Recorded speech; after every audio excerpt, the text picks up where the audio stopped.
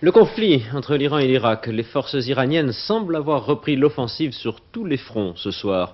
Téhéran avait d'ailleurs annoncé cette offensive ce matin après avoir rejeté l'appel au cessez-le-feu lancé par le Conseil de sécurité des Nations Unies. Et puis à propos de ce conflit qui oppose l'Iran à l'Irak, une question qui se pose depuis ce matin. Qui a bombardé le centre de recherche nucléaire irakien proche de Bagdad? Nombreux sont ceux qui sont persuadés que l'attaque a été conduite non pas par des avions iraniens, mais par des avions israéliens bien trop contents de saisir cette occasion de diminuer le potentiel nucléaire des Arabes. Qui a bombardé la centrale thermique de Bagdad? Une seule certitude, ce sont des avions fantômes. On pensait donc tout naturellement à une attaque iranienne. Mais Téhéran affirme ce soir, nous n'avons ni visé ni atteint la centrale de Dora. Or, le seul pays de la région à posséder des fantômes, c'est Israël, qui par ailleurs s'est montré fort documenté en annonçant la nouvelle.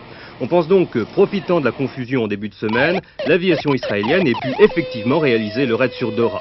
Mais quelle que soit l'origine de ce bombardement, il porte un coup dur au programme nucléaire de l'Irak, car c'est ici, dans cette centrale aujourd'hui en flammes, que Bagdad expérimentait son premier réacteur nucléaire. C'était le programme Osirak réalisé avec les Français.